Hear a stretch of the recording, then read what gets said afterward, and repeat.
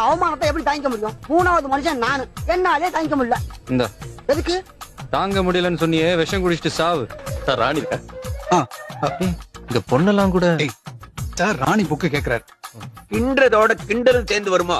இந்த ஸ்டார் ஹோட்டல்ல பில்லோட சேர்ந்து டாக்ஸ் வரும்ல, நான் ஏன் உங்களுக்கு வேலை கொடுக்கணும்? உங்களுக்கு சமைக்க தெரியாதுல, அதனால. எதனாலடா காதல் வருது? வேற வேலை வெட்டியில அதனால வருது. இப்போ உங்களுக்கு ஏதாவது முக்கியமான வேலை இருக்கா? இருக்கு.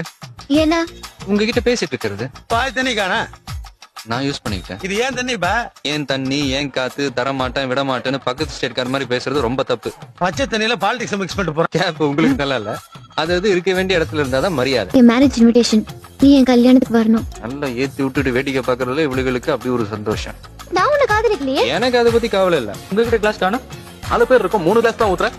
உனக்கு தெரிய வேண்டாம், இவன் தண்ணி அடிக்க மாட்டான். இல்ல, நான் குடிக்க மாட்டேன். தண்ணி அடிச்சு தாடி வளர்த்து செத்து யாரும் காதல வாழ வைக்க முடியாது. வாழ்ந்துதான் காதல வாழ வைக்க. அருணா மேல உனக்கு கோவம் இல்லையா? எது கோவம் பண்ணும்? உன்னை பிடிக்கலன்னு தானே போயிட்டா? நீ கூட தான் எனக்கு பிடிக்கலன்னு சொன்ன. அருண் அவளுக்கு பிடிச்சவனோட போனாலும், நீ என்ன காதலிக்கலன்னு சொன்னாலும் நான் கோவப்படுறதுல அர்த்தமே இல்லை. ஏன்னா அது அவங்களோட உரிமை. சரி, எதுக்கு ஏமாத்துறதே ஒரு பொழப்பா வச்சிருக்கிற? ஏமாத்துறதுதான் தப்பே தவிர ஏமாந்து போறது தப்பு இல்ல. நட்புங்கிறது லைப்ரரியில கிடைக்கிற புக்கு மாதிரி, அதை யார் வேணாலும் படிக்கலாம். ஆனா காதலுங்கிறது நம்ம எழுதுற டைரி மாதிரி.